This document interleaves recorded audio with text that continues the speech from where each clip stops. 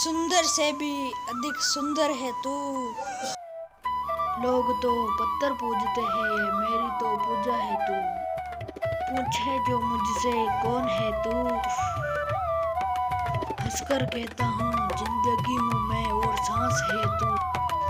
जय श्री कृष्णा। खुशियाँ भरी जिंदगी जीनी है तो एक काम किया कीजिए, रोजाना अपने होठों से श्री कृष्ण का नाम लीजिए।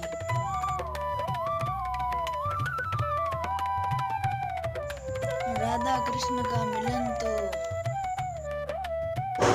बस एक बहाना था, दुनिया को प्यार का सही मतलब जो समझाना था। Please subscribe channel.